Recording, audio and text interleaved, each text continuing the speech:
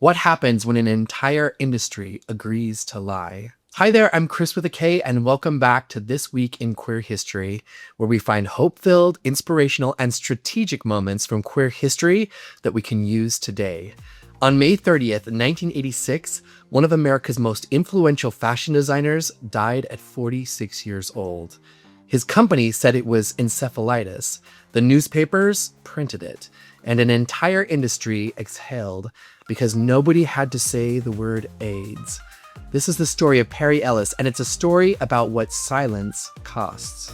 This week in queer history, stories told with love and glee. Perry Edwin Ellis was born March 3rd, 1940, in Portsmouth, Virginia. His dad worked in Norfolk's Navy dockyards and owned a fuel oil business. Comfortable, middle class, nothing flashy. Perry graduated from the College of William and Mary in 1961 with a business degree, served in the Coast Guard Reserve to avoid the draft, and then earned a master's in retailing from NYU in 1963. That's not exactly what you would expect from a fashion icon, but Perry Ellis, he understood something most designers didn't. He started as a sportswear buyer at Miller & Rhodes in Richmond, and by the mid-70s, he was designing for the Vera companies, and in November 1976, he debuted his first women's sportswear line called Portfolio. The fashion press lost its mind. American women were stuck between frumpy practical wear and European couture knockoffs. Ellis gave them something radical, clothes that felt like them, oversized sweaters in rough-hewn textures, earthy tones, natural fibers, loose shapes. He called it the slouch look. Fashion critics compared him to Kenzo Takada, but Ellis made it American. He made casual look expensive and expensive look fun. By 1978, Manhattan Industries was backing his own label, Perry Ellis Sportswear. He won 8 Coty Awards between 1979 and 1984, and in 1982,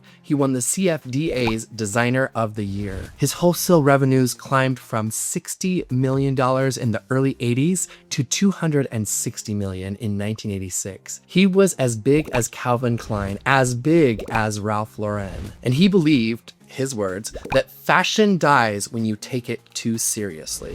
Perry Ellis served as president of the Council of Fashion Designers of America from 1984 to 1986. He had 23 licenses. He partnered with Levi Strauss to launch Perry Ellis America. The man wasn't just designing clothes, he was building an empire. And all the while, he was doing it alongside the love of his life. In 1981, Perry began a relationship with Laughlin Barker, an attorney with a law degree from Georgetown. Ellis made Barker president of the licensing division, and it wasn't just nepotism. Barker was sharp, strategic, and turned licensing into a revenue engine. Biographer Jonathan Moore wrote that it was Laughlin's love, friendship, advice, and business acumen that propelled Perry into the elite class of world-class designers. They were partners in every sense: romantic, domestic, professional, but like so many queer love stories in the 80s, theirs was an open secret. Everyone in the industry knew, but nobody said it publicly. That was the deal. And then AIDS came. By October 1985, Perry appeared at the end of his fall show, visibly gaunt, looking far older than 45. Rumors spread, and he denied everything. In December, he passed out in the receiving line at a party at the Costume Institute. Meanwhile, Laughlin was undergoing chemotherapy for Kaposi sarcoma, one of the defining cancers of the AIDS crisis. On January 2nd, 1986, Laughlin Barker died. He was 37 years old. The New York Times obituary said lung cancer, not Kaposi sarcoma, not AIDS, lung cancer, at 37. Perry was shattered, and he was already dying. By May, viral encephalitis had paralyzed one side of his face. But on May 8th, 1986, he insisted on presenting his fall collection. At the end of the show, the designer traditionally walks down the runway for a final bow. Perry tried, but he was so weak that 2 assistants had to hold him upright as he made his way down the catwalk. It was his last public appearance. He slipped into a coma and died on May 30th, 1986 at the New York Hospital Cornell Medical Center. His spokesperson told the press those were Perry's wishes, and he refused to say the word AIDS.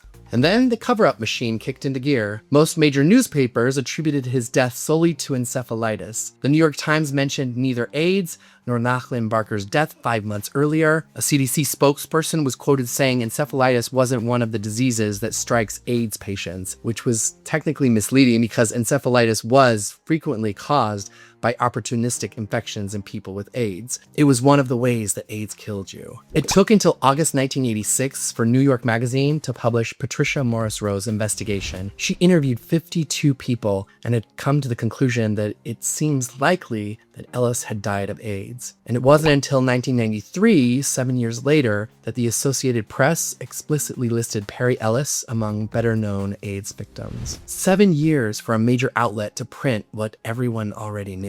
But here's what makes this silence so much worse. The fashion industry in the 1980s was built by queer people. Designers, stylists, photographers, models, makeup artists. The creative engine of fashion was overwhelmingly LGBTQ. And when AIDS started killing that engine, the industry turned its back. There was no mass mobilization, no institutional fundraising, because acknowledging AIDS meant acknowledging queerness. And acknowledging queerness meant threatening the brands that sold the aspirational fantasy to middle America. A closed closet door wasn't just personal, it was a part of the fashion industry's business model. Jonathan Moore, who wrote Ellis's biography in 1988, faced such intense pushback that he became unemployed in fashion journalism. He explained the industry's terror. What happened when a customer buying Perry Ellis jeans discovers that the designer was gay? What happens to the stock price? Sales did drop temporarily after Ellis's death, and the fear was economic. It was ruthless. Perry Ellis wasn't the only one erased during this time. Rock Hudson only disclosed his AIDS diagnosis in July 1985 because he was visibly dying in a Paris hospital. Liberace's camp claimed that he died from a watermelon diet until the coroner confirmed AIDS. Death after death attributed to pneumonia or cancer, anything but the truth. And that erasure had a body count beyond just the individuals who had died of AIDS. Doctors underreported AIDS deaths. Without accurate data, public health policy suffered. The silence didn't protect anyone, it killed more people.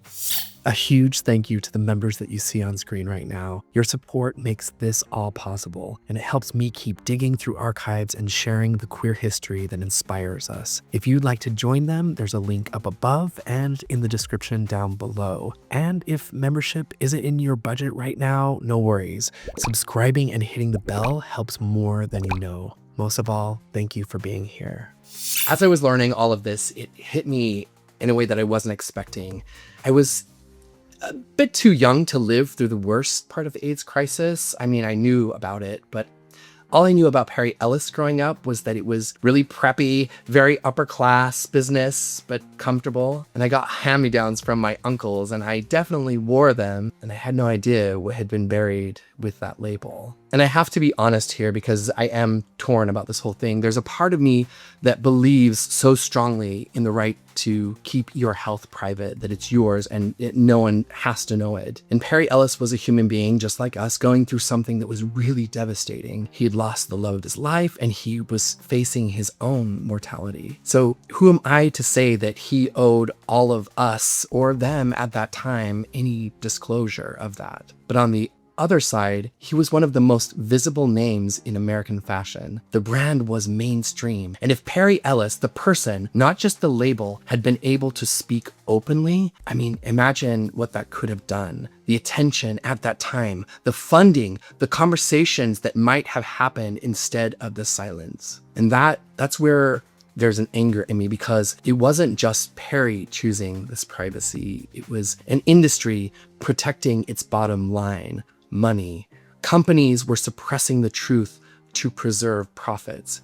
And that's not a personal choice. That's coercion dressed up as discretion. So I looked around at where we're at today. Tim Cook came out as a gay in 2014, and he was the first openly gay CEO of a Fortune 500 company. Sam Altman has been open about being gay throughout his career. Beth Ford became the first openly gay woman to lead a Fortune 500 company when she took over Land O'Lakes in 2018. And that's real progress, and that matters. But it keeps coming up for me. Do we see their partners at galas the way we see straight CEOs' spouses in Forbes profiles? Do they talk about their families on corporate calls the same way? And Honestly, I'm not sure, and I hope that I'm wrong, but there's a part of me that doesn't seem to feel it's as equal as it should be. Because the world I want to live in celebrates people for who they are.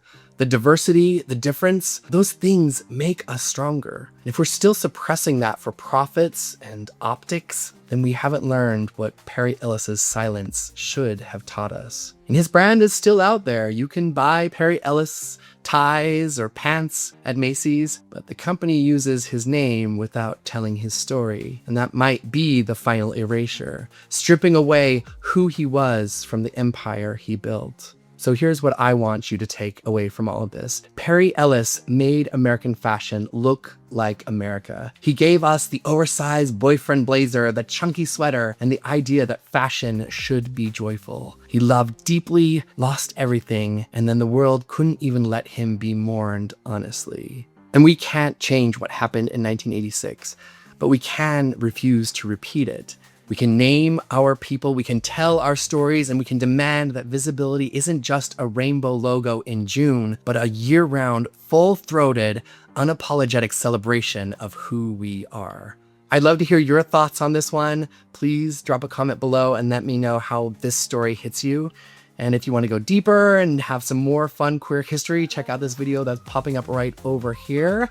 And you can also join our email list. It's a link up above and down below. We share more history, we have conversations, we make connections. It's a great place that we can meet each other off of the other social media platforms. Just in case things get a little weird, we always have a place that's ours. Until next time, stay strong, stay bold, and keep making history.